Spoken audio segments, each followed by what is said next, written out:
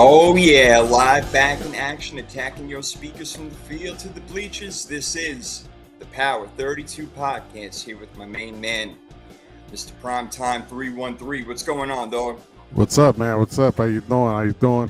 Everything's good in the neighborhood, man. It's good to see you. It's always a pleasure. My week of therapy over here that I get with you. We get to talk NFL for an hour plus. Right, This is what I right. need, man.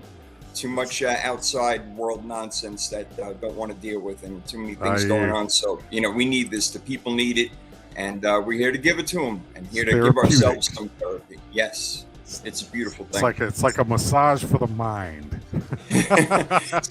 There's Sigmund Freud sitting right here and telling us both everything is going to be all right. Football's Right, coming on. right, Don't worry. Only a right. couple of days away.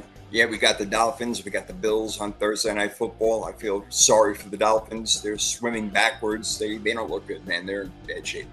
Bad shape. But we'll get to it. We got a lot of stuff to get to. You know how we always start the show traditionally with a trivia question. So I've I'm been going on to a get little to that. down slope here, man. The last few weeks, I gotta get back on track. Let's see if you can do it this week, all right? And I'm asking this question for a specific reason, and you'll see why. Which Eagles quarterback holds the record for yards thrown in a single season? In a single season, In one season, yards thrown in one season. Who holds the record? Eagles quarterback.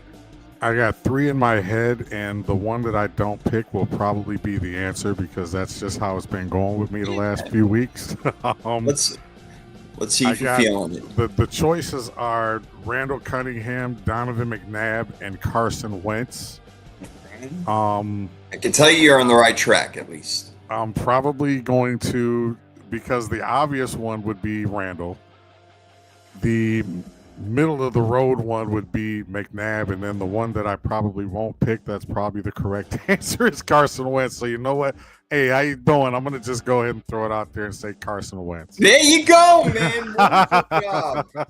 Yes, you're correct, man. You gotta Excellent. walk through it sometimes. At my age, you did. gotta walk it through. You gotta You walk it stroll through. through the park, you were looking at the trees and it came to you. It's got the little birdie sang to you. Yes, in 2019, 4,039 yards. And I didn't know if you were going to pick up on the hint or not because I asked that question. Carson Wentz is going to be playing for his sixth team in the last Isn't that 6 years. crazy? He goes from being Wow. like on the verge of being a Super Bowl quarterback, when he got injured, to Bro. 5 teams, to being on his 6th team. That's insane. I wonder if ESPN's got a stat for that. They always go, there's the first guy in the history of the league Yeah. who wore a size 12 and had a 32 waist that, threw for 200 yards in a game.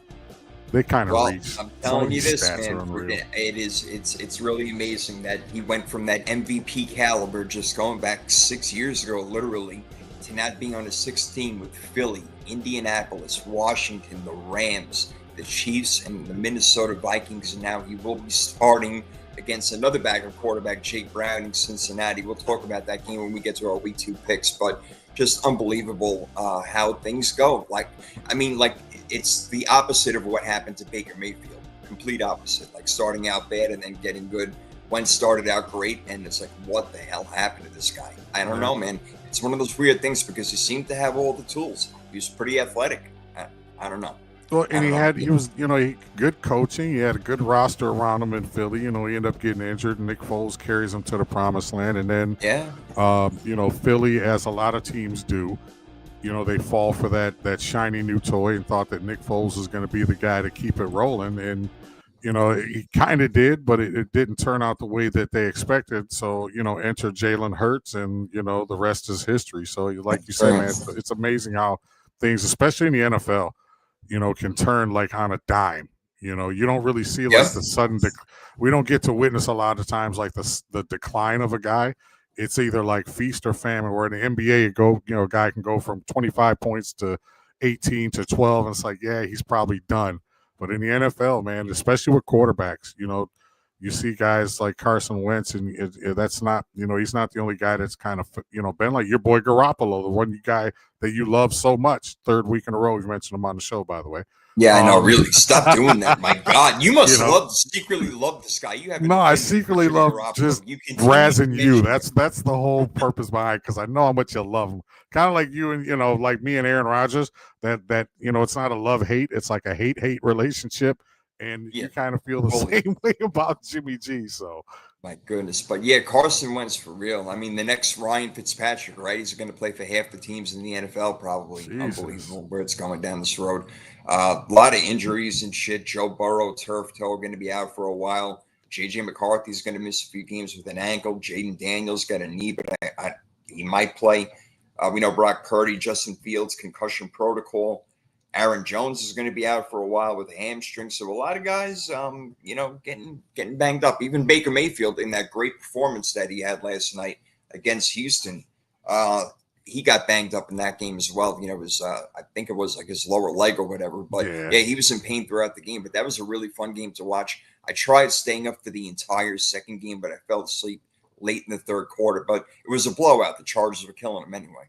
Yeah, and here let's get if we get back to Minnesota real quick, because a lot of Yeah. times, the Vikings came into the season very high on JJ, and they kind of made no bones about it that JJ was going to be their guy. Now all of a sudden he's out for 2 to 4 weeks with a high ankle sprain. We didn't really see any evidence of him being we didn't see any evidence of him. I just blinked out there for a minute. Yeah, I know. That's weird. You kind of did on the screen. We didn't see any evidence of him like limping around or anything like that. So I'm almost wondering if it's one of those, okay, Justin Jefferson or somebody went to the coach and said, "Hey man, look, we got to get this kid out of here. We got to get some things going," because Justin Jefferson appeared very frustrated over on the sideline. So just kind of wondering if it was one of those, maybe an injury, but maybe not quite an injury. He's still a rookie. I don't know. It's something weird on the screen right now how you are totally frozen. I don't know if you want to try to like click out and come back in. If you want to do that, your face is completely frozen. Yeah, so I'll just hold it down for a minute and say what's up to Simon. Yeah, go ahead. So I'll do that and come back in because you got completely frozen on that one. But probably back in here in a second. Talking about Minnesota now without JJ McCarthy, who didn't really look that good against Atlanta, obviously, in that loss to begin with. So now what do? Go to Carson Wentz. What do you really expect out of him? Not a whole lot, obviously. So that's going to be interesting because Minnesota's a team that a lot of people said is going to be a playoff team. Some people not so high on them. But that was the JJ McCarthy factor. They have everything else around him, including the head coach. As we bring Mr. Primetime back in, all right, we got you back. Everything is good now. I was just talking about how Minnesota's got everything already as it is. And now that Carson Wentz is going to be their quarterback, I don't know how much whispering, Kevin O'Connell can do as he is the quarterback whisperer into Carson Wentz's ear to get him to play well. I don't know. Simon jumping in here real quick saying that I think Wentz got some juice left. He could grab a win or two. If he's going to do it, it would be in an offense like this, and he did play or at least get coached up under Sean McVay for that 1 year in LA when he played with the Rams. So maybe he did learn something along the way. It's going to be interesting to see. Yeah, I think, we just talked about, him playing for so many teams already. And I still think he's probably, by default, probably one of the top 3-4 backups in the league. You still got Marcus Mariota and Tyrod Taylor hanging around, but if any guy can hold it down for a couple weeks in Minnesota, if they may go longer, it could be longer because you look at the sad thing about is their schedule. They got those 2 games overseas and then they got a bye week. So they may extend that out to where he comes back like week 6. I think they play the Eagles in week 6. So he may come back for that game if they want to go ahead and throw him right back in the fire. But yeah, they're not going to rush him back. Yeah, I think Carson Wentz can hold it down. I'm not, I'm not picking him to win anything anyway, but it'll be very interesting to see, how Carson Wentz, the dynamic with Carson Wentz. And then in the meantime, they'll get Jordan Addison back as well. And that's a good thing because they're going to be losing Aaron Jones for a while now. He may be out for God knows how long that's going to be. But Jordan Mason seemed to be the better back as far as running the ball anyway. But Aaron Jones still a weapon that you don't want to lose. So that is unfortunate right there for Minnesota, who is 1-1 right now after a bad loss on what that was Sunday Night Football. And there was a couple of bad things I saw over the weekend, man, just to go through it really quickly. Because I don't want to spend too much time on week 2. I want to jump to week 3 and get the big deal and no deal. But these kids got to know the rules, man. Caleb Johnson on Pittsburgh Steelers on that kickoff. You got to know that is a live ball. You can't let that ball go by you, whether you thought it hit you or not. You got to know it's a live ball and go after it. Seattle scores a touchdown on that play and totally changes the tide of the game. They were only up by 3. They go up by 10. And that was it right there. Pittsburgh did not look good. And you know what? Vegas, again, they only had Pittsburgh favored by 3 points, and there was a reason for it because Seattle was the better team.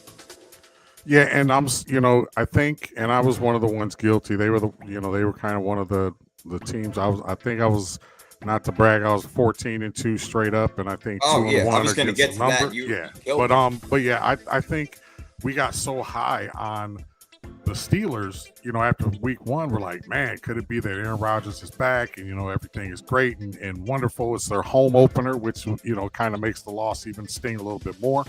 But when you make bonehead plays like that in the NFL, where everything is a 1-score game 9 times out of 10, a 10-point swing in a matter of seconds. It's huge. It's huge. And I don't know if that was just a brain freeze. I don't think it was a coaching thing. I think you go in knowing that. I think he just got caught up in the moment, made a bad decision, and next thing you know, man, they're, like you say, they go from being down 3, being down 10, and that was pretty much a ball game right there. Yeah, he clearly didn't know the rules, and then breaking another rule, Denver, they blew it because they had Indianapolis going with that leverage crap. I mean, you just got to know you cannot do that. The referees, they're great. They catch everything, man. It's amazing. They don't miss a damn thing, these guys. They caught it. They penalized them. Indianapolis comes back. They go 2-0, and Danny Dimes, looking like Danny Dollar freaking Bills, man. Indiana Jones strikes again, man. Indiana Jones, right? Unbelievable stuff. It's really crazy stuff. Let me ask you something. And Simon and anybody else join the chat, feel free.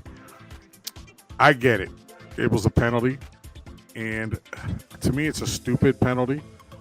But that changed the entire that was one of those calls that people hate when you start talking about, I won't say bad officiating, because by the letter of the law it was a penalty, but it also changed the entire outcome of that game. It goes from being a 60-yard field goal to a 45-yard field goal, and he missed the 60 wide right, nails the 45-yarder right down the pike.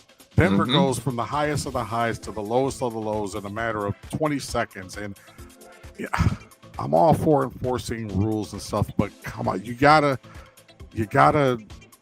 make better. Can't blame them. No, I disagree. I'm speechless right now because I don't understand how that's one of the prime examples when people talk about how officiating should not determine the outcome of the game. That's exactly what that penalty did. But you know what? That is a penalty that the player knows I cannot do. So why are you doing it in that moment when you know that you're going to get caught not even 9 times out of 10, like 9.999 10 times out of 10? It's just, so you know what? You can't do it. He did it, and they lose. And Denver, look, right now, I didn't have them in the playoffs. They haven't looked so good so far in their first 2 games. They played Tennessee and Indy, which, are not great teams by any means, even though Indy's looking really good right now. So Denver, a little shaky right there to start off prime. I'm not sure. But where's Cortland Sutton? Where the hell is Cortland Sutton? Where's Troy Franklin comes in and does a pretty good job.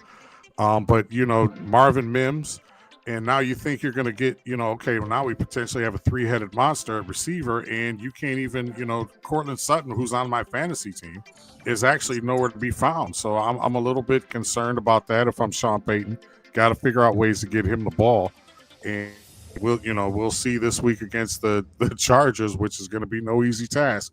We'll see if they can kind of revive him a little bit, but in my opinion, my fantasy team, Cortland Sutton's on life support. Cortland in a little bit of trouble right now. Simon making the point that play did not affect the outcome. That it didn't affect the outcome of the play, and you're absolutely right. It didn't. I understand that, but it still is a penalty, and they're going to call it. It doesn't matter. It's like pass interference. Still, the only way is an uncatchable ball. But I do get your point. He missed it. It wouldn't have made a difference either way. But the refs threw the flag before they knew the outcome of the kick. They saw the penalty. They threw the flag while the kick was in the air. They had no idea what was going on. So it's no way for them to judge that. They really can't sit and wait and be like, okay, he missed it and nothing really happened. No big deal. Right. But again, I get it. Anyway, keep rolling. So the Colts are doing well while they're on their magic carpet ride right now. I looked up at one point in the Jets-Bills game, and Justin Fields was 3. I hope he's okay. He's got a concussion. He's concussion protocol. All right. And Tyrod Taylor, by the way, is going to play. And he's played for 7 teams. He's played for Baltimore, Buffalo, Cleveland, the Chargers, the Giants, the Jets, and the Texans. He's unbelievable. But the point, I look up at Justin Fields, and he is 3 of 11 for 27 yards. That is just wow, dude. I couldn't believe it. I couldn't believe it. The Bills are killing them. They're a really good team, but they don't have a defense like that. No, and this is the Justin Fields that the Chicago Bears were worried about. This is the Justin Fields that a lot of people were worried about going in, because I think with Justin Fields, it's one of those feast or famine. It's almost as if he's still a rookie. You're going to have those games where, he does play well like he did against the Steelers in the opener, but you're also going to have games like this. And I understand he was hurt, but you got, I won't say extremely good talent, but you got enough talent on that roster in your receiving core and your tight ends. And, Breece Hall's pretty good out of the backfield as well. There's no way in the hell that you should be going 3 for 11 against a Bills defense. Like you say, it's not Bills defense aren't world beaters. If you look, I think they've only outscored their opponents right now by like 20 points. Yeah, they let Baltimore put up 40. Yeah, Baltimore's a really good team, but still, 40 points is 40 points. But do you think that was contributed to the offensive line play at all? Or was Justin Fields just making bad decisions, or was it a combination of the two? He looked out of sorts. The Bills did have a good scheme. They schemed him up, as I was watching as much of the game as I possibly could, but still, he just looked out of sorts. He was inaccurate. Things were untimely. The offense did not look like it was in any sort of rhythm whatsoever. That was the big problem. So they need to rectify that in practice, but he's not going to be able to practice if he's in concussion protocol. So maybe Tyrod Taylor this week coming up, which is, I don't know. Again, we'll get to our games, but are they going to call Teddy Bridgewater back again? Give me a freaking break, man. Gosh. All right. So we got lots to get to. So I want to get to, before we get to our winners from week 2 in our picks and in our freaky fantasy draft, we're going to first get the big deal or no deal. Well, big deal or no deal. There's a lot of interesting scenarios around the league this week, but these are 3 fairly easy scenarios that we're going to go over real quick. Big deal or no deal. And I'm going to start off with Mr. Mahomes and the Chiefs. Big deal. And by the way, guys, I have no idea what he's going to ask me. That's the way that we do it on the show. We don't rehearse. We don't have. I just know that he's going to ask me something. That's it. So, yes, we'll start off with the first one. Big deal or no deal. The Kansas City Chiefs are 0-2 for the first time since 2014. And as we all know, since 1990, only 12% of teams that are 0-2 start the season 0-2 make the playoffs. Big deal or no deal? I'm going to say big deal, and that's because the Chargers are 2-0. Denver should be 2-0, but they're not.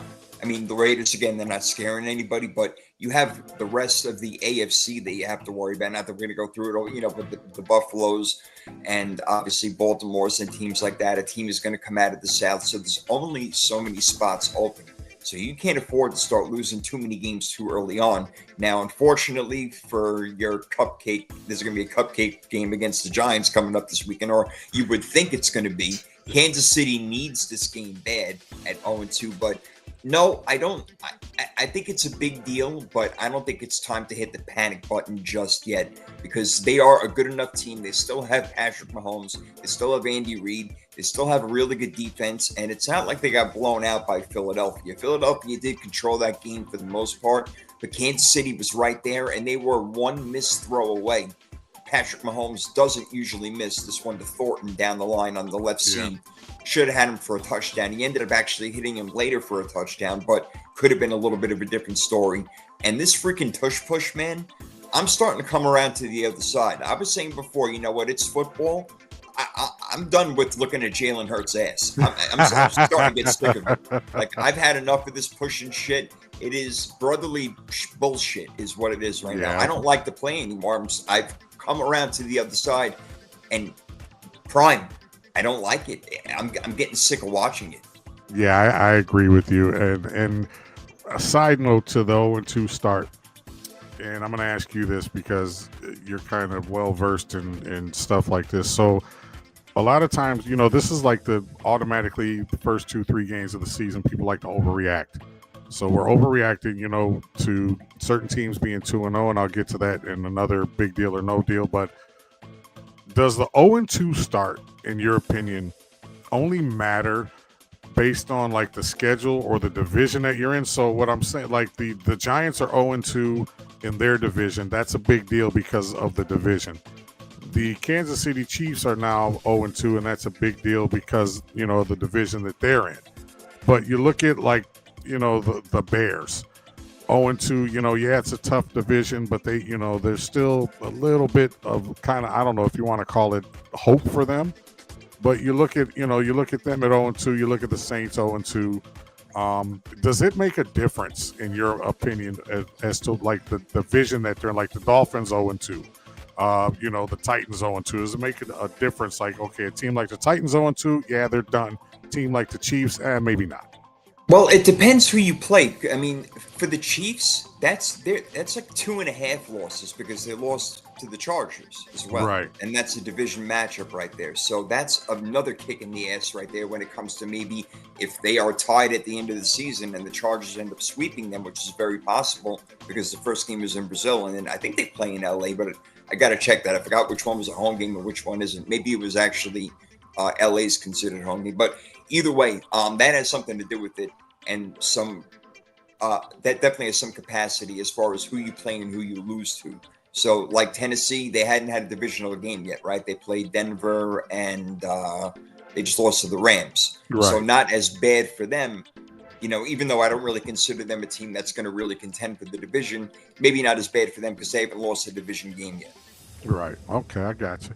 So, yeah, and now second big deal, no deal on the opposite end of that spectrum, the Indianapolis Colts. We kind of alluded to it a little bit earlier. Daniel Jones, over 300 yards. The Colts are some people's pick to win that division, and I think you were kind of high on them for a little bit, but I think you and I both went with the Texans, but there's a lot of people out there that are high on the Colts, and now this 2-0 start kind of just reinforces that. Is this a big deal that the Colts are 2-0 without Anthony Richardson and with Indiana Jones? Is this a big deal or no deal that they're 2-0? Yeah, it's a big deal, and that's because we talked about Tennessee just a second ago. They're really not any good. Jacksonville, who I think is going to be better this year, not everybody else thinks so, and now Houston is 0-2.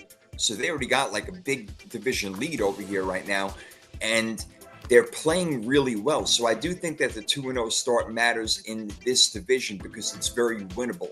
I wasn't high on Houston to begin the year. I told you I like the Jaguars over them, even though Houston has an excellent defense, and I'm sure that they're going to come around and play better.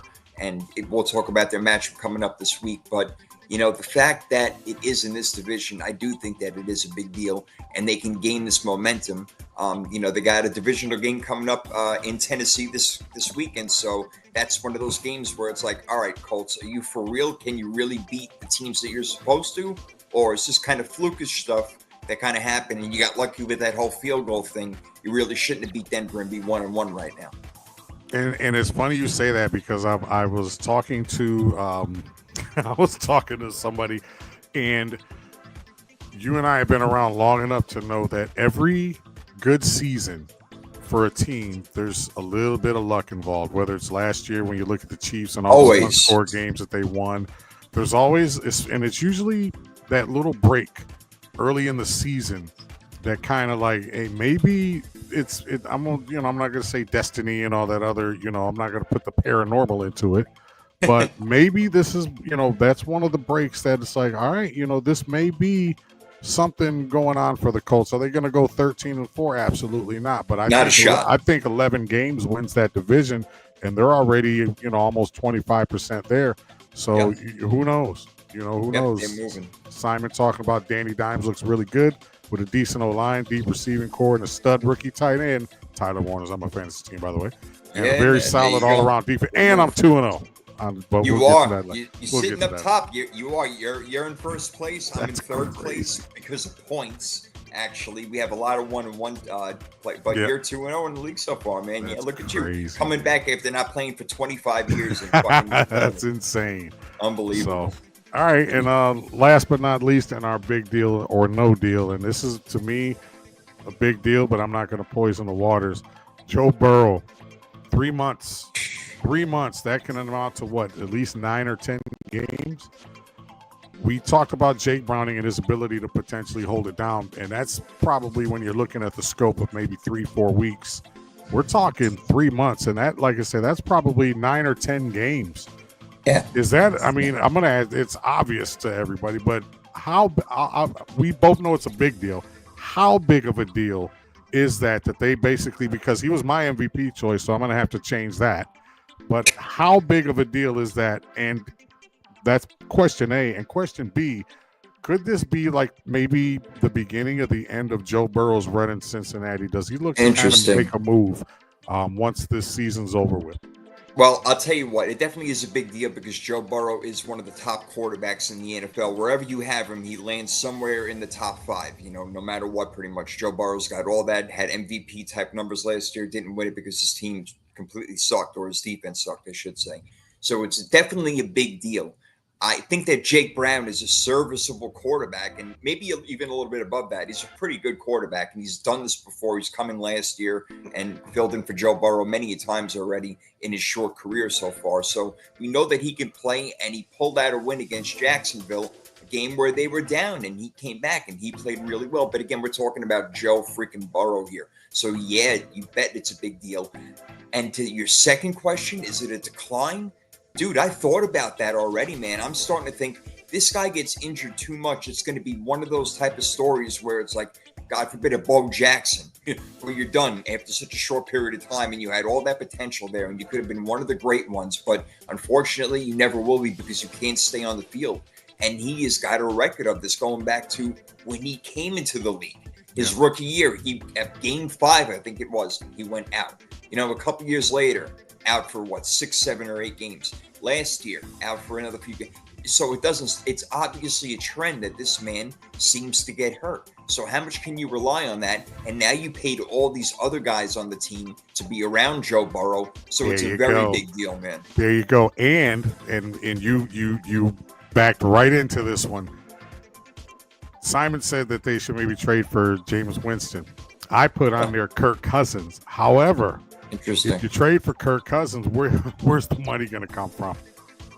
This is when you pay all these guys all this money, it hamstrings you from making other moves that you're not thinking about down the line. And I don't think that Cincinnati went into this season thinking that they were going to lose Joe Burrow for 3 months, but they have.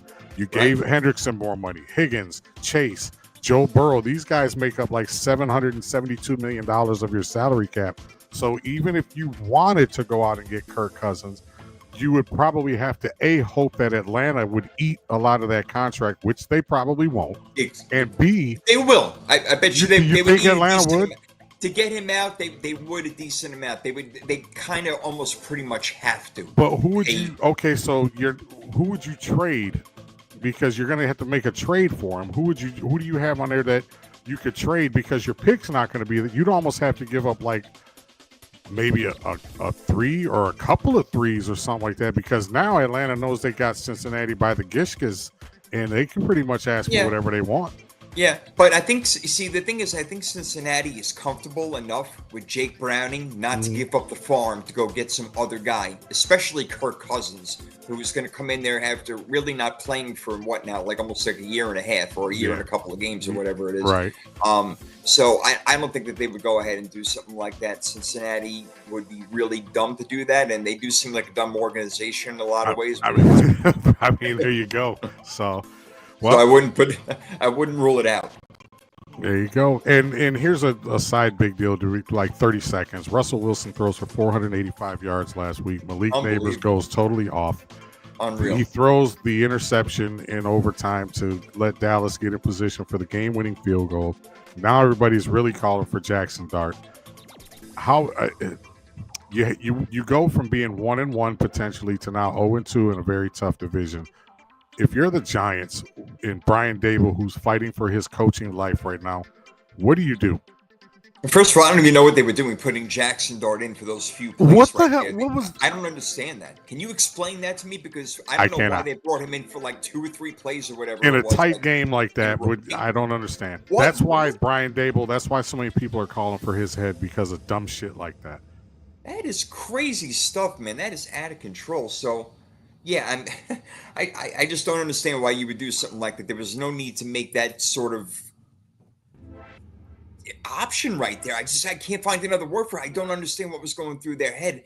But blowing it, they blew that game in. They blew that game, and it's just a matter of time before Jackson Dart does get in there. It's not even a knock on Russell Wilson. They're going to have to see what the kids got, but they can wait a while. There's some shit out there. But we do have a quick question over here from the chat. We got a little fantasy action. Would you trade Ladd McConkey for Ted McMillan? Hell no. Hold on to Ladd McConkey. Ted McMillan's nice, but the Chargers offense is a hell of a lot better, all right, than Carolina's offense is. So you know there's going to be a lot more opportunities for the Ladd to get some touchdowns and yardage and everything. And overall, I like that. Right? Yeah, he's the Ladd. The Ladd. So no, I would hold on to Ladd McConkey. Do you agree? Do you disagree? Yeah, I agree. And I think here's what's the problem is that Ted McMillan is, he had a decent game this past week. Bryce Young threw for over 300 yards, but a lot of that was garbage time.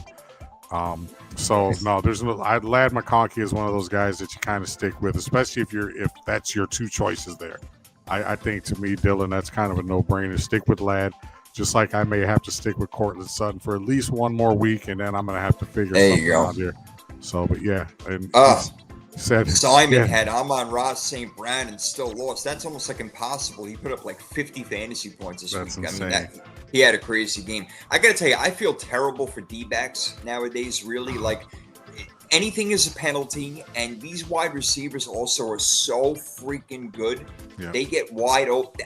They get open. It is so hard to be a defensive back and match up man up. It really is without having back help. But these teams that do play man press coverage, bro, you got to be a really good cornerback, and you only got your Derek Stingley's and your Sauce Gardner's out there, and your Patrick Surtains. There's only maybe 3 to 5 really good cornerbacks, so you could say, all right, I could throw them out there on an island and not worry about anything that's going on. So their job is so hard, bro. And here's a side note to that, because I'm watching the games over the weekend, and one of the things that drives me nuts, anytime, one of the things that drive me nuts, why does every defensive penalty have to result in a first down? Yeah. Oh my God. Tell me about it. Why? Okay. Pass interference, I could see.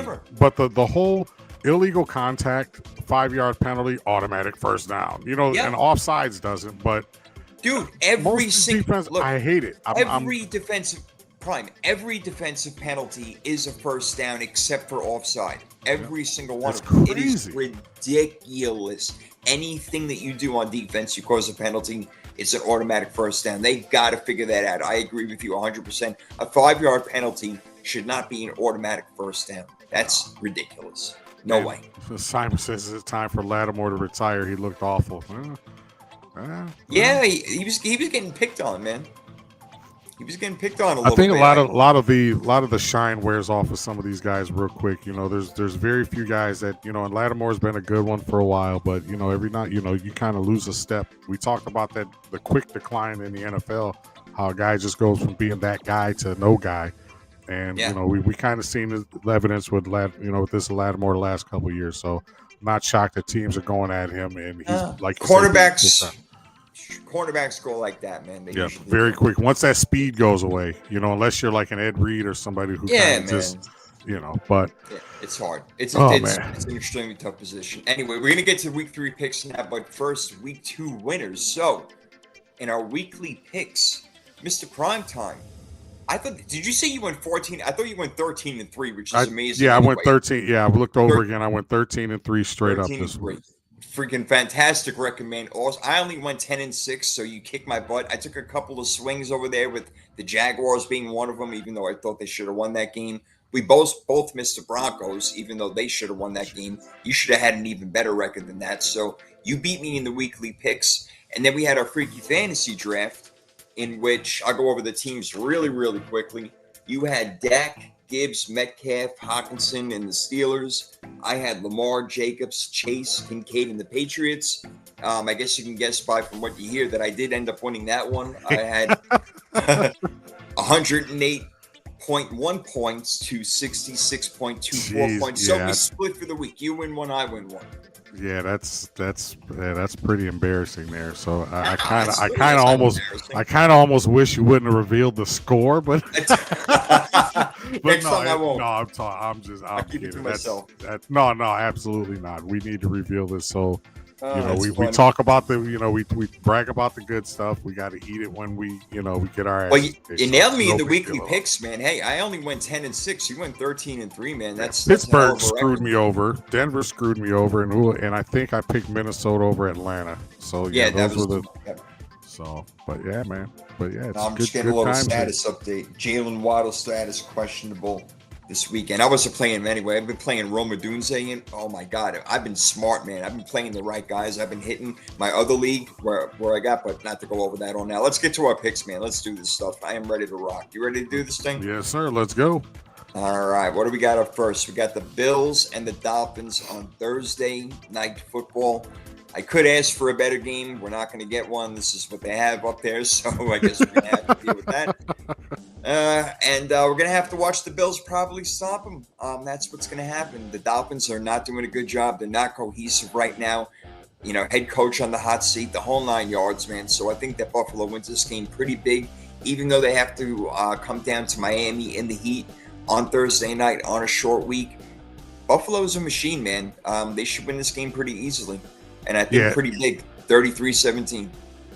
Yeah, there's and the spread on that is double digits depending, where you look. The one I'm looking at right now is 12.5. Yeah, 12.5. That's a huge spread. A couple of these last couple of weeks, there've been some pretty big spreads. Baltimore covered easily their 11.5 this past week. But give me the Bills in this one for all the reasons that you just mentioned. On a side note to the Bills, Ventro, thanks for checking in. Would you start Hockenson or Kincaid in the full PPR? That's an interesting question. I'm almost start Hawkins. I like Kincaid, man. That's what I'm with you on that. That's why I was going to respond back to him, but I wanted to see where you were going with that. Yeah, Hockenson, they're not really targeting much, and now you got Carson Wentz in there, so you really don't know what to expect. Even though backup quarterbacks usually do like the tight ends a little bit. I don't know. I feel like Kincaid is a safer pick with the amount of points that Buffalo can score against Miami. You would think that he's going to get in the mix, so I would go with him. Kincaid and Knox, man, the dynamic duo. Simon's saying he may play Shakir this weekend against the Dolphins defense. That may not be a bad idea. He needs to get his stuff going. Absolutely. So let me write these picks down. All right. So we both went both took the Bills. All right. So we both got Buffalo, and no surprise over there, over Miami on Thursday Night Football. Our next game is the Packers and Browns. So the game is in Cleveland. Cleveland showed for a while they had a tough defense, but then Baltimore just went nuts. Lamar went nuts, kicked their ass. And the Packers defense is not Swiss cheese like it was in past. They're like a big block of fucking cheese, man, that you can't. A solid block of Parmigiano Reggiano, the big ass, the big wheel of brie.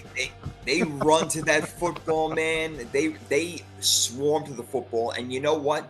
Giving up those 2 first-round picks for Micah Parsons is a lot. But he's already paying off, bro. Yeah, he absolutely is. And he's not, sometimes you also have to look at where you're going to end up picking. That's why I was so concerned when the Lions didn't want to trade for TJ Hockenson for like a first-round pick or whatever. You're picking like bottom of the, you're bottom of the first round anyway. You might as well go ahead and give up that pick if it's going to result in a better player.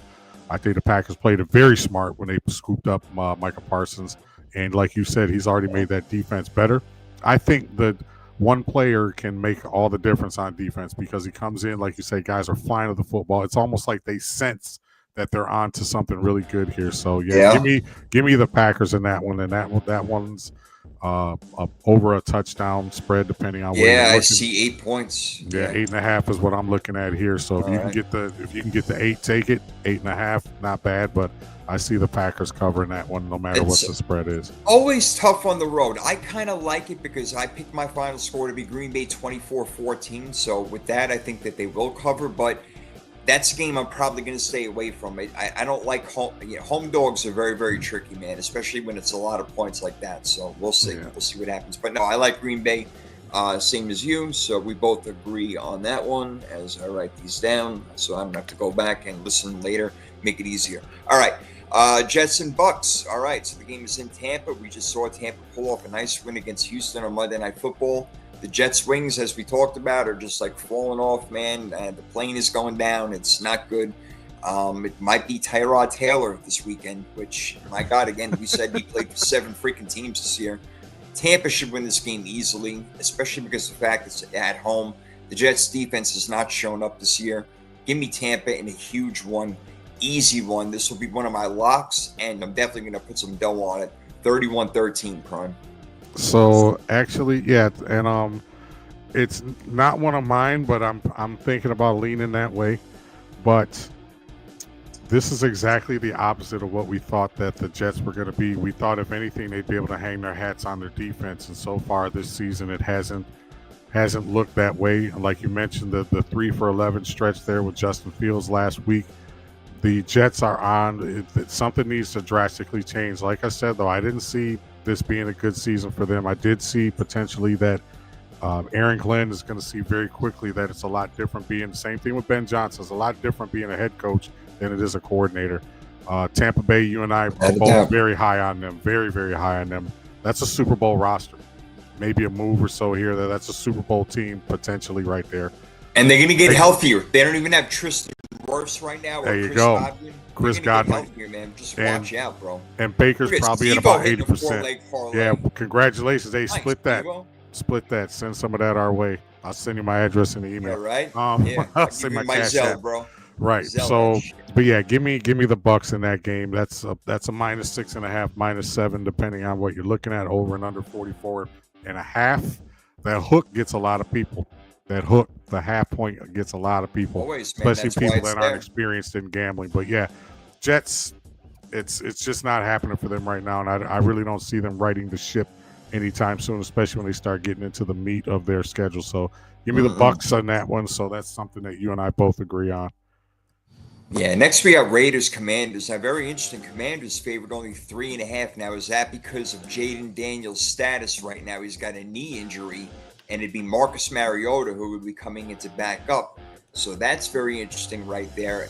That changes the dynamics of a lot of things. But the Raiders, they showed to be garbage, man. So I got to think that the Commanders are going to win this game at home, play some tough defense, run the ball. But Jaden Daniels being a little bit of a question mark. I don't know right there. But give me Washington to win this game in a weird score, 26-21. Yeah, the that's weird because you have what's your spread that you're looking at? Because I'm fumbling. I saw 3.5. Wow, the one I'm looking at is 6. Hold on a second. It's the Commanders -6. If you can get the Commanders -3.5, I'd probably take it. But if Jaden Daniels plays in that game, I'd probably take them. But if he doesn't play, I kind of would take the Raiders and the points in that one, and the over/under on that one is 47.5. But you're right. It is 6.5. The line moved. I'm sorry. Okay. Yeah. So give me, as far as straight up, give me, because we're not doing all the games against the spread here, but give me the Commanders at home straight up against the Raiders. 47.5. That's kind of a high over/under. So you got to be careful if you decide to take the over/under on that one. I hate the over/under.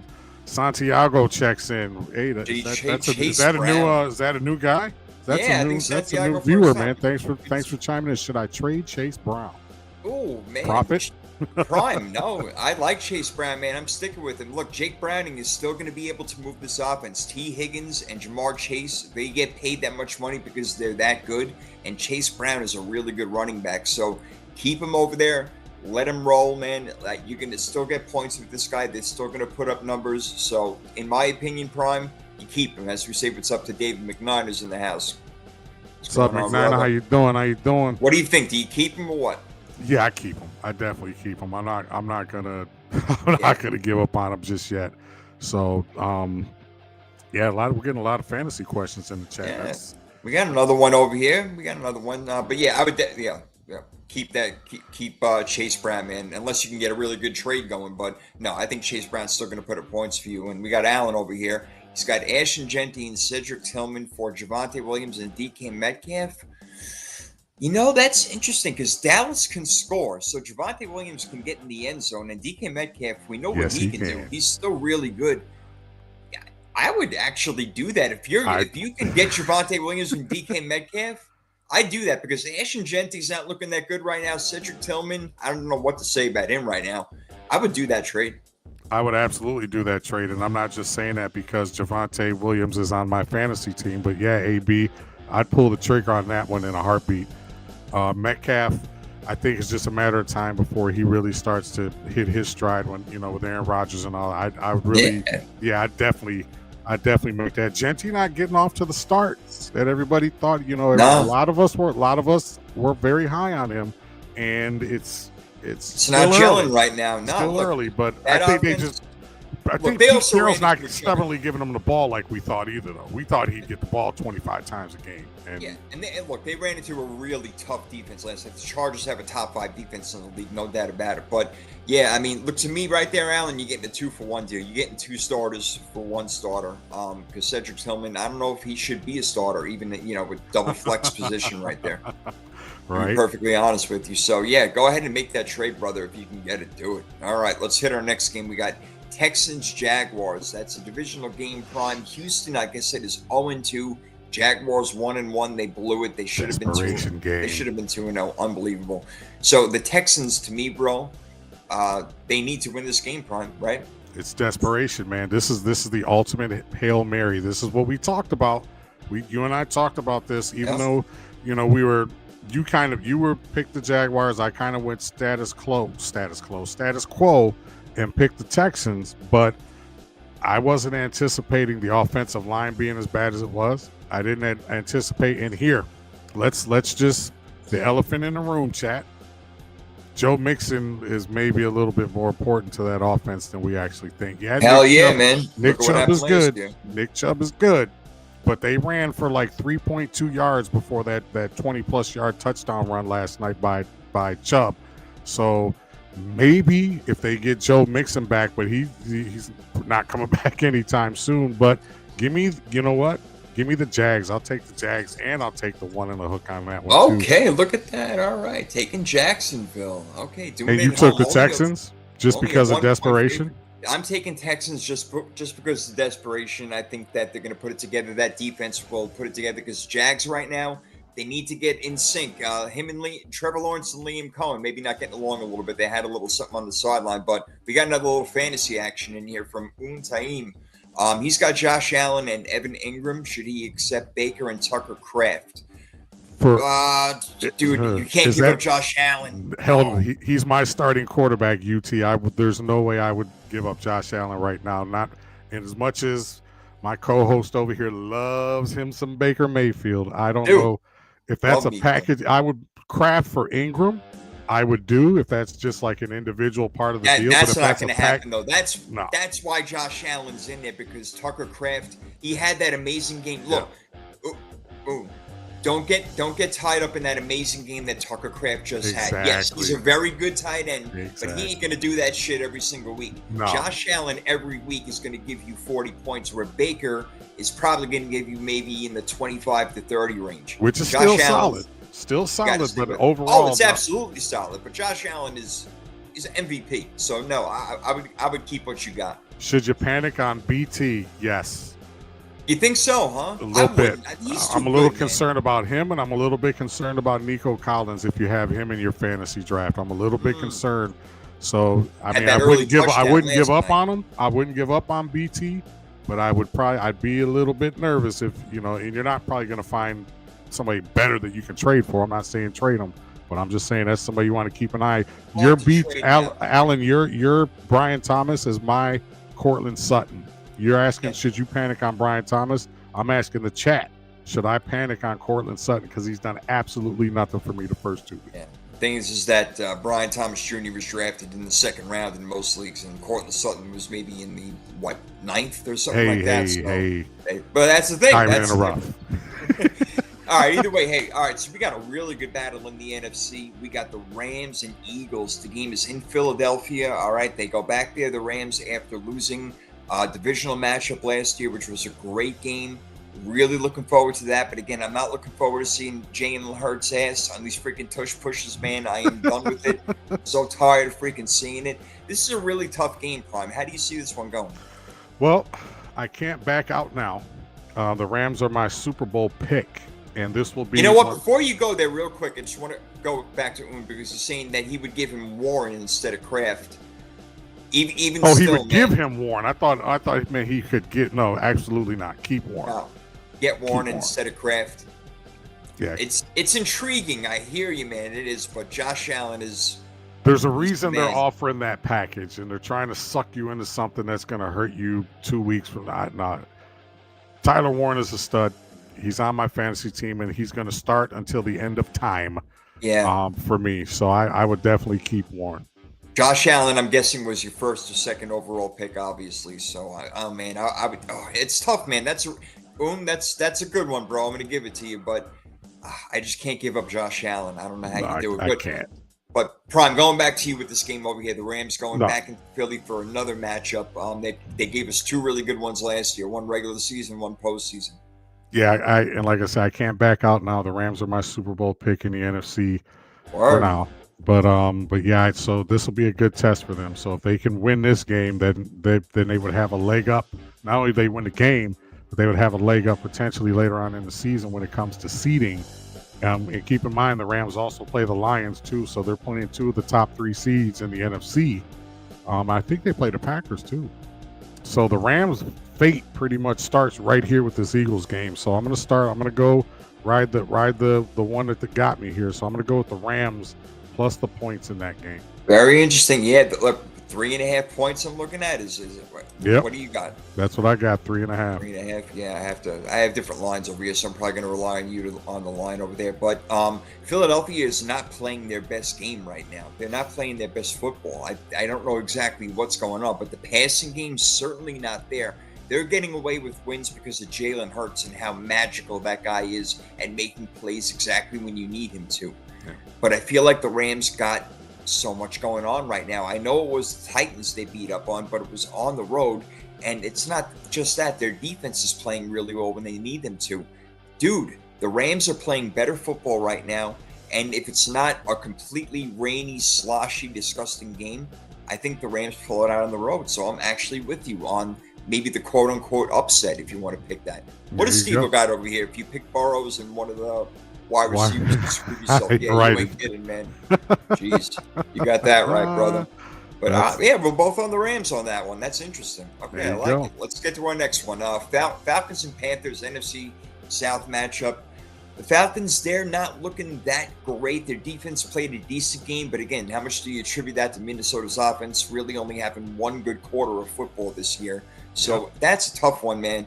The Falcons and Panthers, the Panthers at home started looking better against Arizona when they were down a lot, so a lot of it was garbage time. Mm-hmm. They got beat up in week 1, but for some reason, I think they pulled this one out. Prime, I have really no rhyme or reason, but their football is as ugly as like Sloth from the Goonies right now. It's ugly as shit.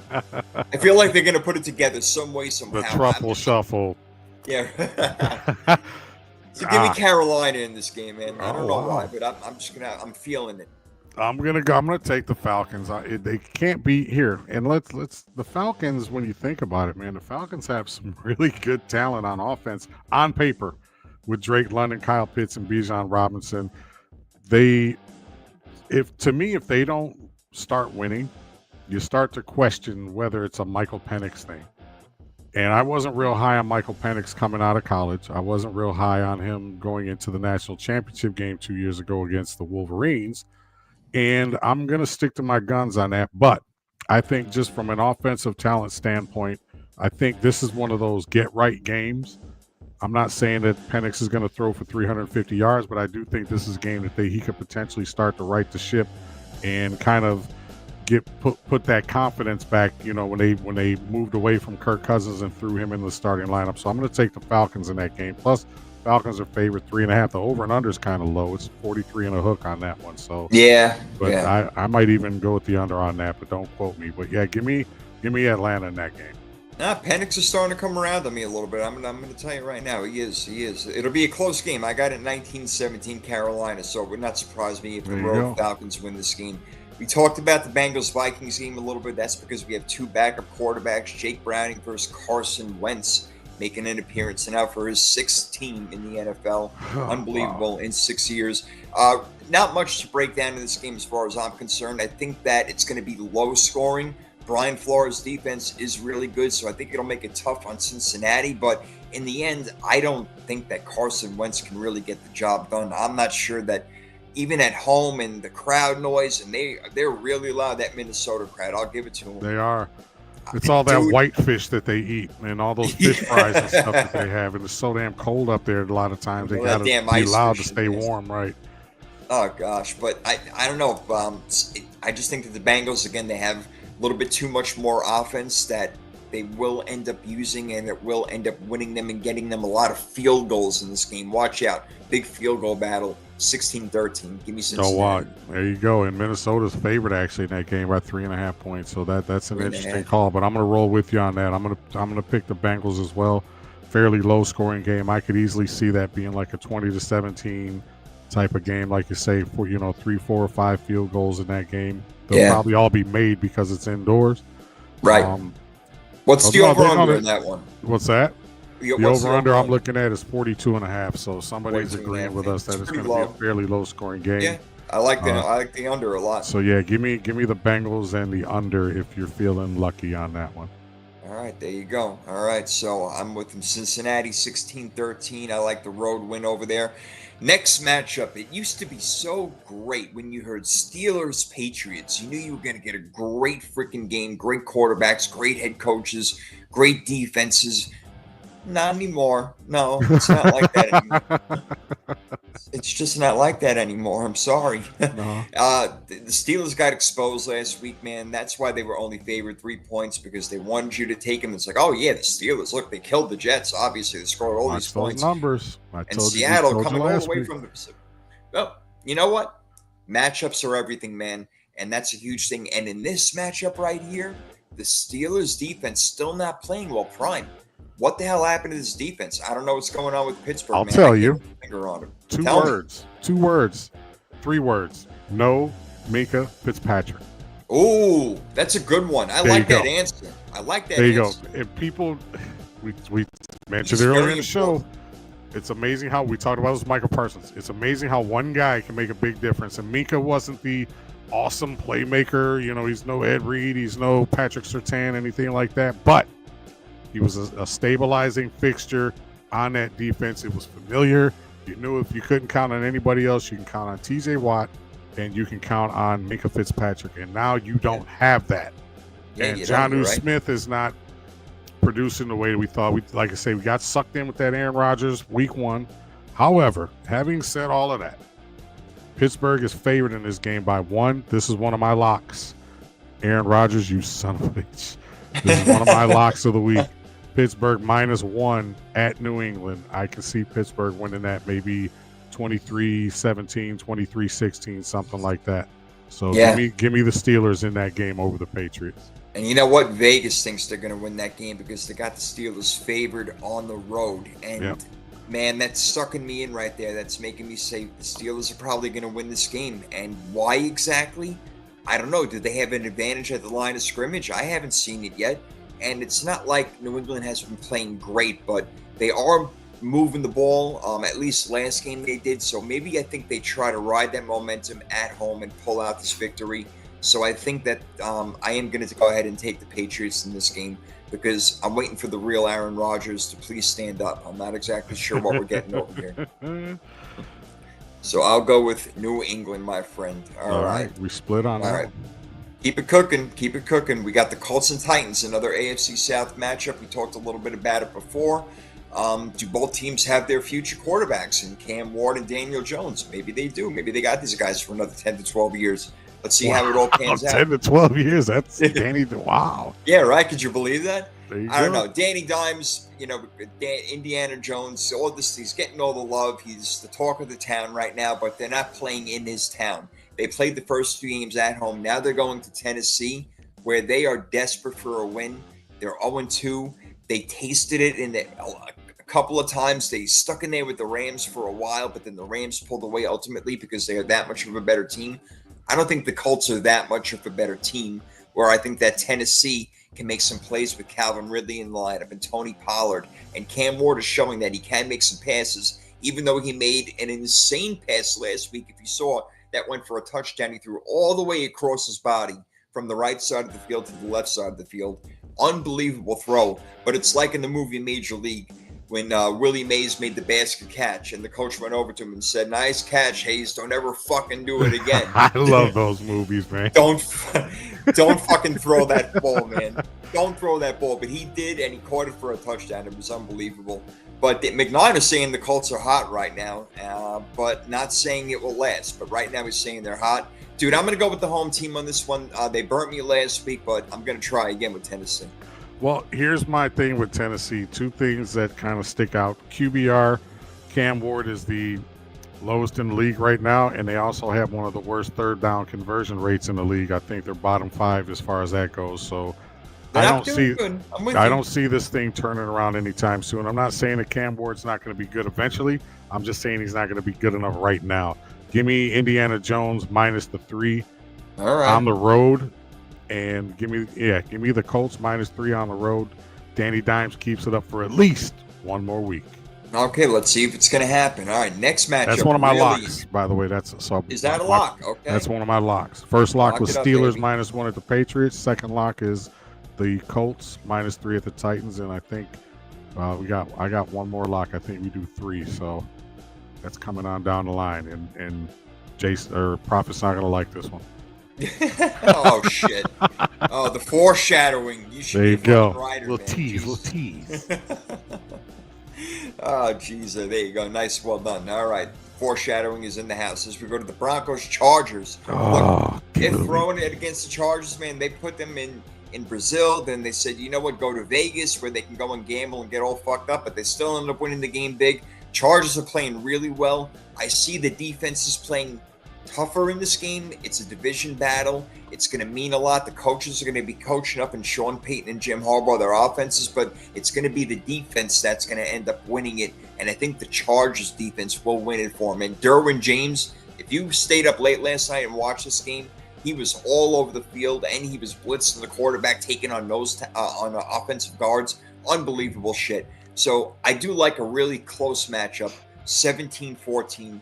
Give me the Chargers in this one, brother.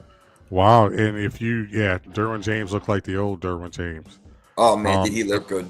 Right now, the Chargers are the best defense in the AFC. They're only giving up 15 points a game right now. So that kind of coincides with your final score there. Let's see. The Chargers were my AFC West pick. This is also one of those gauge type games to where, hey, if you're going to win the AFC West, you got to beat the people in your division. They're actually minus 2.5 on the site that I'm looking at. So I would take the Chargers minus those 2.5 at home. Give me 20-17, maybe 21-17. They do cover and they win that game. It could, you know what, Prophet, this is one of those games where it could be really close or it can get really ugly. Yeah. I But see. I see the closeness right now because remember the Broncos defense, even though they're top 5 in the league last year, they're not playing all that great right No, now they're as not. a collective They're unit. not. So, but And LA is playing good. That's the thing. You see, I think the Chargers could win by more than that, and that's why they are my third lock. And it's weird to have a lock when you say they're only going to win by a field goal.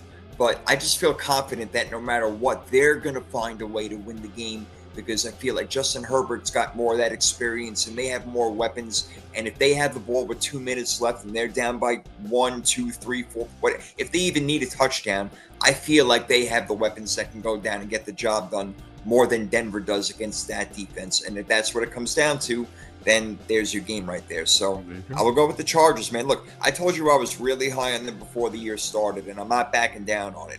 I'm big on the Chargers this year, and they're looking really good right now at 2-0. absolutely, I'm with you on that one. All right, let's go to our next matchup. Another game that you probably don't want to watch. Get a little sleepy in Seattle over there with the Seahawks hosting the New Orleans Saints. Bring back the paper helmets, man. Freaking the paper bag helmets for the freaking Aints, man. It just ain't happening. Oh, it ain't happening, bro. It's no good. It's no good, Prime. The Saints are a bad team. They even lost to Mac Jones and my 49ers over the weekend. They're a bad team. I told you 49ers are going to win that game, man. You did. I was wrong. I didn't think that Mac Jones had it in him. Threw 39 passes. 39 passes he threw. Kyle Shanahan turned him loose. He turned him loose. He loves Mac Jones. That's the guy he wanted to draft, honestly. Oh, I did not know that. That's who he wanted to draft. And then, like at the last hour, they were like, you know what? Let's go with Trey Lance. He's got more of an upside. But no, they wanted Mac Jones, believe it or not. So who knows how it could have turned out? Yeah, unreal. That's crazy. Now he's got him now. So you got the Saints in that game? No, I definitely got Seattle in that defense, taking care of business at home. I do like Seattle for sure. Yeah, I like Seattle in a blowout. I'm looking like a 30-10 type game. It's a 7.5. It's a 7.5 point. I think that's going to be one of those games that covers rather easily. 7.5 at home. Give me Seattle and the redheaded stepchild known as Sam Darnold. No doubt. I'm going to lay it 31-13. I got it. What's McKnight got this week? He sees 6 games that can go either way. There's a few of them out there. There are. He's actually right.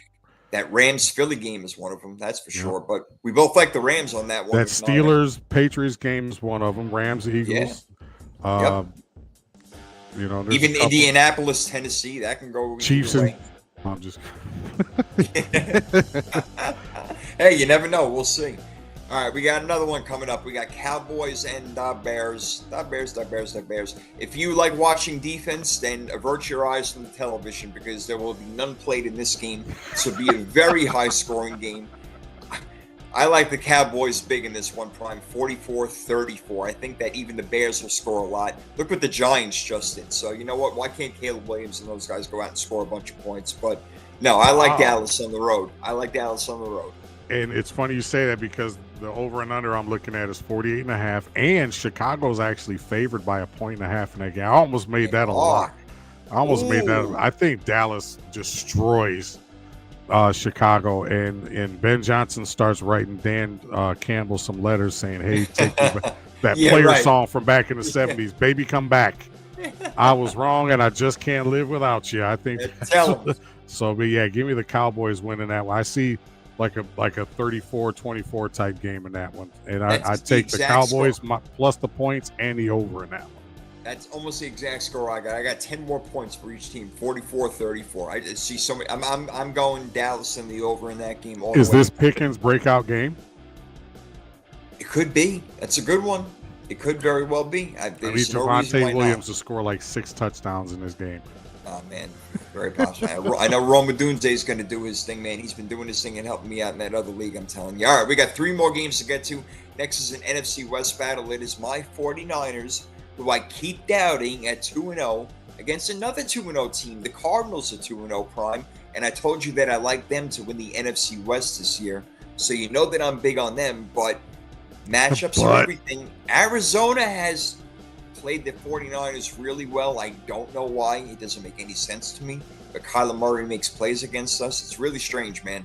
But You picked them right last week. You told me the 49ers are going to go on the road and beat New Orleans. They did. Can they beat the Cardinals in San Francisco? Well, if you're looking for, like, this is probably one of the more evenly matched, especially when you look at the defenses. I think 49ers are giving up 34 points. The Cardinals are giving up 35. So they're both around that 17, 17 point, like 23-17 for and against when you're looking at the points. So going into this game, they're very, very evenly matched. However, I'm high on the Cardinals like you are. I am not high on the 49ers long term. Steve-O says Connor sucks. Steve-O, me and you are one day we're gonna meet up at like Walmart or something. We're just gonna go at it, man. I have James Conner on he's one of my running backs. Yeah, the run game hasn't gone off yet. I'm surprised. No, because I'm a fan of Connor. A little upset with that, but it is what it is. So, but right now, give me that little guy. Give me a little fella. Yeah, little number 5 there. He's just saying, you're just a cute little fella friend. There. Yeah, give me him. Take the Cardinals plus the points. That's my third lock.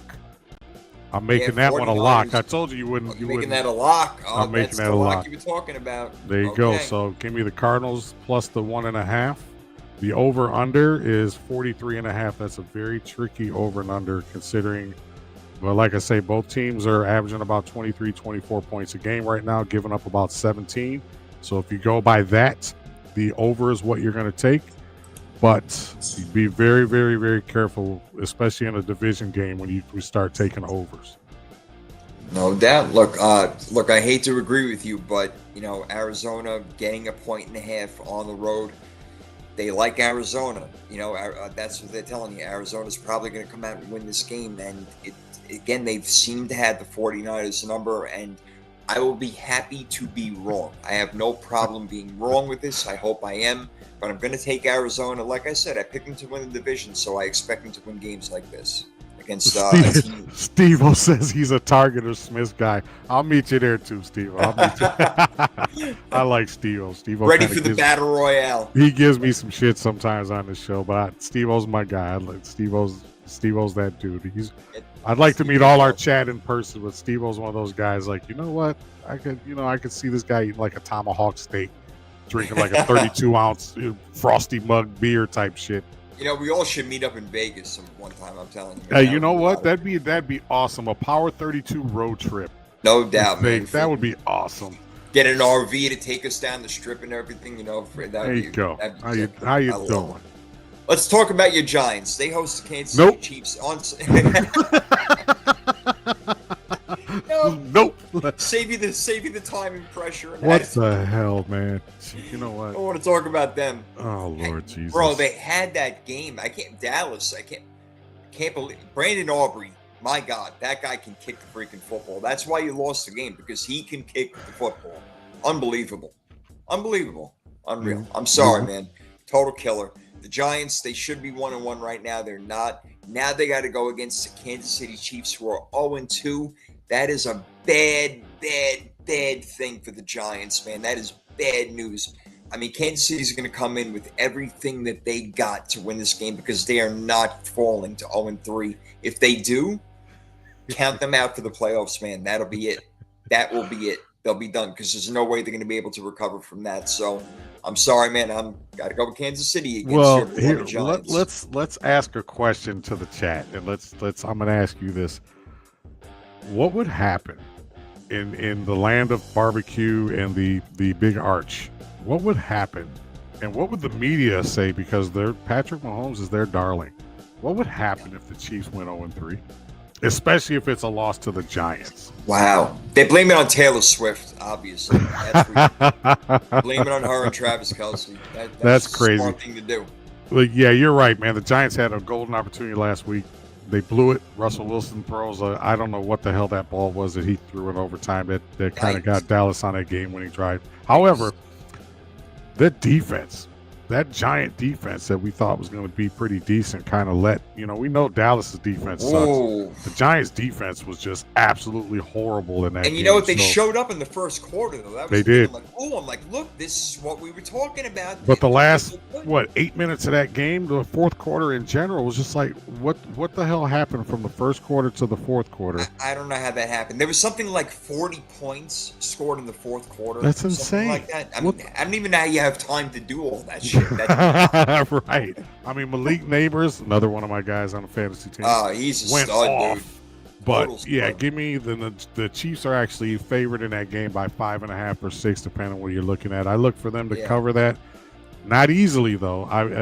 Before the Dallas game with the Giants, I'd have said the Kansas City probably by 2 scores. But I'm looking at like a 27-20 type game. But Kansas City goes into MetLife and does the job. They avoid being 0-3 as the Giants fall to 0-3, and the call for Jackson Dart and Brian Dable's head will commence on Monday morning. Look how Aubrey should have done the big ball selling. I agree with I that. love it. He should I have. love it. That's a Steve major Rhodes. league reference for those Yes, people it who is. aren't Yes, it who is. aren't familiar. I love it. The 2 major league references in one show. You gotta love There you that. go. Classics.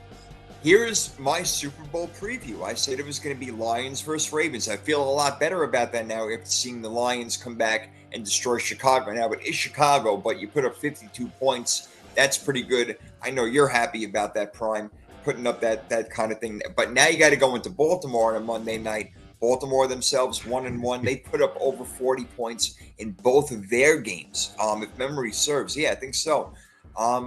Could they put up 40 points again against Detroit? Yeah, they kind of can, man. The loser of this game goes to 1-2. What do you think happens here? Well, here, I'll do some little revisionist history there. Last year, up here on the radio, one of the local radio shows, when the Bills came to town, the announcers here, the radio guys here, got a little bit overzealous, and they were talking double-digit disco. The Lions are on a roll. They're going to destroy the Bills. And I called into the radio show, and I told them, you guys are absolute idiots for saying that. And Buffalo proceeded to destroy the Detroit Lions. Yeah, it was a double-digit disco. It just wasn't the dance that you thought it was going to be. It was the other way around. So this one here, Lion fans are all hype and happy because of the 52-point output that the Lions did to the Bears last week. However, I will say this.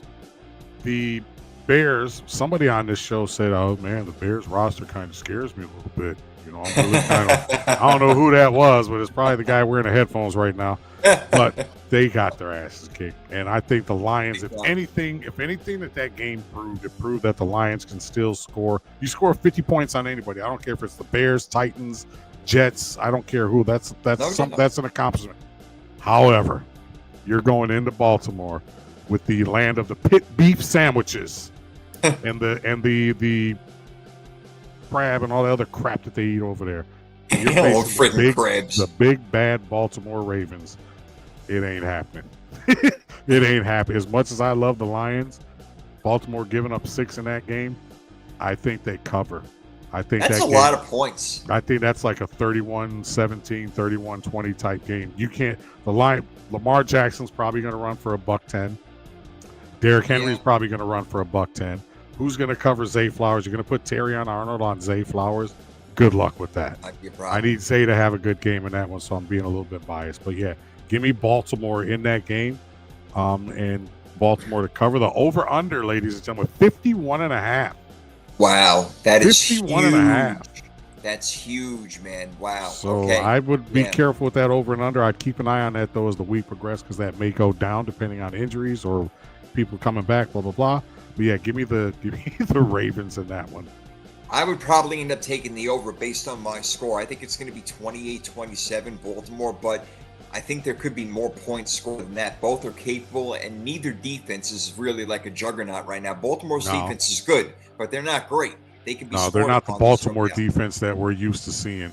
No, they're not. Absolutely. I totally agree. So there's going to be a lot of points scored in this game, maybe even more than I thought, but my 28-27 adds up to what, 56, I think, or something like that, or 55. Yeah, and Baltimore's given up like 50, almost 50 points, so they're not like you say, they're not that hallmark defense that we're used to from the Ravens. So, Right, no doubt. but yeah, But I see 31-17. I would probably in my head right now go under, just because I think the Baltimore defense. It's a home game. It's Monday night, and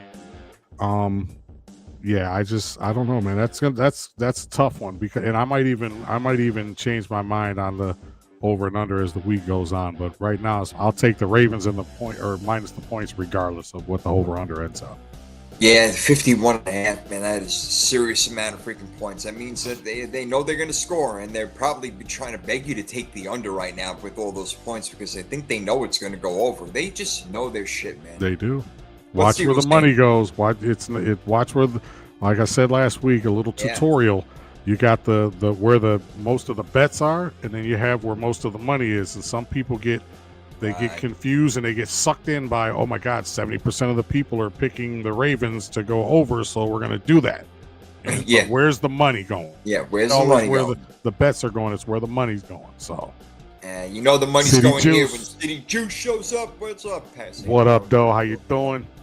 Love it. Steve, what do you got over here, man? I had Palmer 32 yards and Kamara 49. Yeah, Kamara, look, I got him on one of my teams as a flex option, and I don't love it, man. I would love to try and find a trading partner right now and get rid of him and find something else because I Don't call don't me. love having him there. You know, Yeah, is him and Kareem Hunt. It's like those guys are still playing. yeah, I know. It's like every Kamara, year I it's don't know like how- it's I don't. It's kind of like you look up and Marcus Mariota is still in the league. yeah, Tyrod Taylor's still in the league. Alvin Kamara, Crazy. Kareem Hunt are still in the league. Amazing. Did we do Amazing Raiders is right. Commanders? Did we touch that game? Hold on a second. Did I miss it? Did I skip over it? I think I might. I don't have. know. Because I don't have it marked. Maybe I just didn't mark No, it. we did. No, we did it. Yeah, we both picked Washington. Yeah. So Yeah, we got it. All right. we're you didn't good. go out on a limb there and pick the Raiders? Yeah, No, really. Yeah. Yeah, geez. Washington -6. Yeah. All right, After even Monday, if- we must put respect on. Oh no, we don't have to do that after Monday, City Juice. We've been doing it on this show for the last few weeks. Baker Mayfield has much yeah. respect on this show. Oh yeah. Much This is a respect. Baker Mayfield fan show over here. no doubt Absolutely. about it. Baker Mayfield is a winner. He's showing it, man. Look, after a bunch of stops for him, look, he started out with Cleveland, went to Carolina, then went to the Rams. People forget about that. Yep. But something happened over there with Sean McVay, and something clicked because when he got to Tampa and Liam Cohen, things just started working out, man. It was unbelievable. And now he's doing it without him and without Godwin, and Emeka Egbuka is coming in doing really well. Yo, Baker Mayfield's legit, and that's why he is my starting quarterback in 1 or 2 out of my fantasy weeks. Let me ask I you love something real quick. Do you think that Sean McVay knew that they weren't going to keep Baker Mayfield, but he probably kind of, I wonder if there was like some private tutoring or something like, Baker, you know what? I think you're going to be a stud, man. I think you're going to be good. It's So possible. here, A, B, C, D, do this, man, and I think you'll be just fine. And I think I'm almost wondering if there was some little wizardry going on there because Sean McVay is a hell of a coach. I still He don't is. think, even with a Super Bowl, I still don't think Sean McVay gets the credit he deserves. You know, I we always talk agree. about Andy Reid and Kyle Shanahan and all, Right, you know, but right. Sean McVay's pretty damn good, Sean man. McVay is one of the best coaches in the NFL. There's no doubt about it. Him and Matt LaFleur's name don't get mentioned enough. I think both of those LaFleur. guys. Matt LaFleur. LaFleur. They took with my LaFleur. I got a bunch of LaFleurs on the floor. LaFleur. Oh my gosh. All right, we got one more thing to do. We got a Freaky Fantasy Football Draft. This is week 2 of our Freaky There you Fantasy go. Football Draft. So we're ready to rock and roll with this one. All right, so just because I won last week, that means I get to go first. We get to pick one quarterback, one wide receiver, one running back, a tight end, and a defense. And once we use that player and that team, cannot use them ever again for the rest Ever of the again. season. So choose wisely, my friend. All right, I will go first on this one. I'm liking the matchup a lot, like I talked about, the Bucks and the Jets. So I'm going to take Bucky Irving. That'll be my first pick.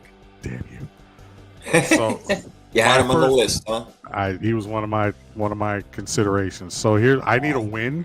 So I'm going to take my quarterback right off the bat, and I'm going to take my Okay. starting fantasy quarterback. Give me Josh Allen against the Dolphins. Oh, jeez. All right, that's a problem right there. Yeah, that's an issue. Okay. You get another pick. All right, for my defense, I'm going to go defense right here. I'm going to go I'm gonna go the San Diego Superchargers defense against the Denver Broncos. Damn it. All right. I almost made it through the whole show without saying San Diego. Chat, you guys are gonna have to help me. I do it every single time. The LA Chargers. I'm sorry, Charger fans. Give me the Chargers defense. I was talking to my father today, actually, and he's like, "Did San Diego win last night?" And I'm like, "What the fuck are you talking? I'm like, you talking about baseball or the football game?" So I'm like, "I know you're not talking about the baseball game. That's for shit show." The Padres, funny. I couldn't tell you if they won or not, so I have no idea. But all right, Chargers, a nice pick right there. They were one of the ones that I had written down too, so I like that. All right, next matchup. Let's see. Wow. Dallas is just going to light them up. I'm going to take CeeDee Lamb. Dallas is going to Chat, give me some ideas here. Give me some ideas for a wide receiver, a running back, and a tight end. Actually, no, don't give me any ideas for a tight end. Did I take Tyler Warren last week? I did not. No, last week you had who was it? Oh my God, where's his I think I took Hawk. Oh yeah, Hawkinson. Yeah. Yeah, I took Hawk last week. So this week I'm going to go. Wait, hold on. I got one more pick. Oh, that's right, you do. Damn. So I got Irving, I got CeeDee Lamb, and I'm going to go with. You know what? I'll take a shot over here. This is kind of a swing, but again, I think a lot of points are going to be scored, and maybe he'll finally get involved. Colston Loveland. Oh. There you go. Got to start using these tight ends, man. We got 17 weeks of this thing, bro. So we got to use all these tight ends. Yeah, I agree. All right, 100%. So you're up next. You got Josh Allen and the Chargers defense so far. Where are you going next? So I'm gonna take my tight end, and I'm thinking I'm gonna go with the horse that got me here because I need a win. So I'm gonna go Jamar Chase. I'm gonna go I had Tyler him last week. I'm gonna go Tyler Warren here for my tight end. So I'm kind of digging into my starting fantasy guys here, but I need a win, and Tyler Warren's been a stud the first 2 weeks. I think he should have a good game against Tennessee. You would think so, at least, right? Yeah. All right, you got another pick. You still have your running back and your wide receiver to go. So for my running back, I'm gonna stay and go with Marvin Harrison against my Niners. Oh boy. You know what, Juice? Don't let him influence you. Right. It's you know what? Let me do the running back suggesting first. Jonathan Taylor, I think. We got another one. I was thinking about that too, but I already took Tyler Warren. I don't know if I want to do two offensive guys on the same team. You know what? That was gonna be my second pick. I'm gonna go with Amon-Ra. I was down between him and Malik Neighbors again, but I'm gonna go St. Brown. I thought about him also. He was on my list, and I'm like, he scored 3 touchdowns last week. Could he do that again? Is that possible?